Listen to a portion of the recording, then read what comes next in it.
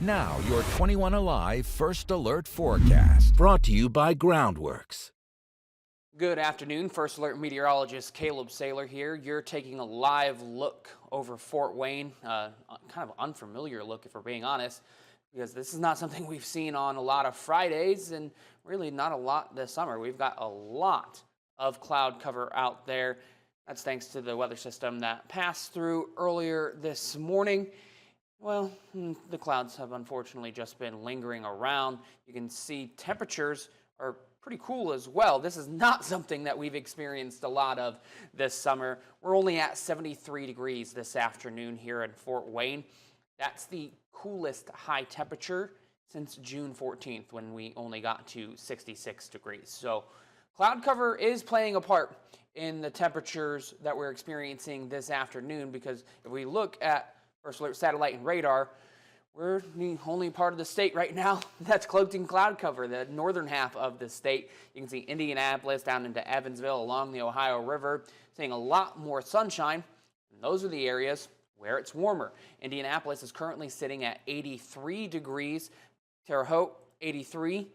Down near Evansville in the mid-80s. Madison, 82. But there's quite a bit of a temperature difference from north to south. So this is not where we're supposed to be for this time of year. Honestly, that warm air mass is just a little bit further to the south than what we expected. And combine that with the cloud cover that's been lingering around, that's kept those temperatures down. Because normally for this time of year, the high temperature is supposed to be in the mid-80s in Fort Wayne. So a kind of abnormal day here in the Summit City. But all of that to say, if you end up going out this evening, you have outdoor plans, they're going to feel comfortable. Our weather models are saying, hey, we might get into the upper 70s by 5 p.m. That's if the clouds break free. If not, we're going to be in the low 70s this afternoon, and that's going to continue into the evening, which, in my opinion, is the better version of summer. At least it's not still 87, 88 degrees at 10 p.m. I know some of you out there like the very warm weather, not me, but still, we're going to have summer-like weather for the weekend, so don't be concerned. We're not worried about being in the 70s for the weekend, but what we do want to give you the first alert about is the possibility of some rain showers and thunderstorms this weekend. So on Saturday, the showers and thunderstorms are possible for everybody. It's not expected to be everybody at the same time, but I do believe everybody, at least at some point, is going to get in on some rain.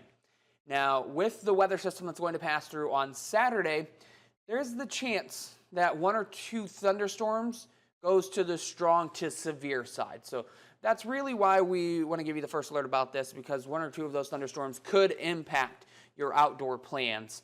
And then as we get into Sunday, that rain chance is lower, but it's not zero. We've got those hit and miss rain showers.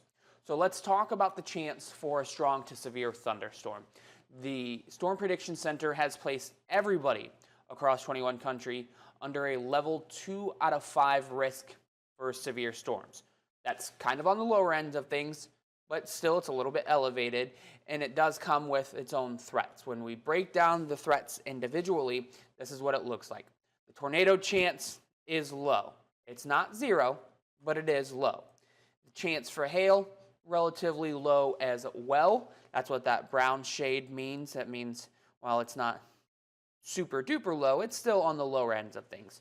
Our primary concern with a thunderstorm that turns severe, if that happens on Saturday, is the possibility of wind gusts upwards of 60 miles per hour. That's our more elevated risk of the three options here: tornado, hail, winds. Is strong damaging winds possible with a thunderstorm that turns severe? So let's walk through First Alert Future Track together, and we can time out the approximate arrival of the thunderstorms. This evening, I expect us to stay dry. Fingers crossed, we see a little bit of sunshine before sunset this evening. And then we get to Saturday morning, I expect dry conditions. First Alert Future Track is trying to pop up a stray rain shower here or there during the morning hours, but I think much of the morning is going to be dry. Really, it's the time frame of the afternoon, evening, and even then we can narrow it down in between about 3 p.m. or so to 8, 9 o'clock that we're expecting a broken line of rain showers and thunderstorms to pass through.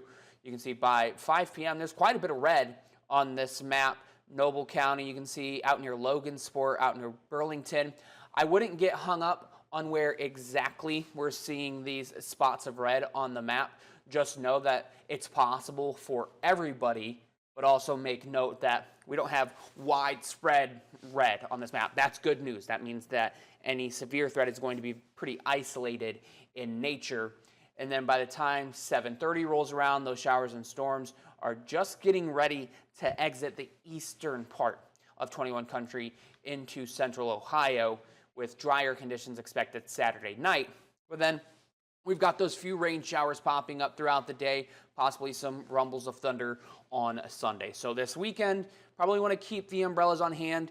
And honestly, this weekend is a very good time to have the 21Alive First Alert weather app downloaded, because you'll be able to use all the features in there to pay attention and say, hey, that rain shower is about 20 minutes out. You know, I need to go to the car, I need to take shelter. It also gives you alerts if a severe thunderstorm warning is issued for wherever you are. Obviously, if it's not issued for where you're at, you're not going to get that notification on your phone. But still, any watches, warnings that spring up, you get notified through the app. So this weekend, a good time to have that handy. Now, something else that's going to come with this round of rain and thunderstorms is the potential for some isolated heavy downpours. You saw there were a few spots of red on this map, and those are the areas where a heavy downpour is possible. Backtrack just a little bit to get my numbers to pop back up. Not everybody is going to get in on a bunch of rainfall. There'll be a couple locations that maybe only receive a quarter of an inch to a half an inch, and you can see that here on our future rainfall possibilities, that Auburn is listed at less than half an inch, Kendallville listed at about a quarter of an inch. Once again, same thing with future track.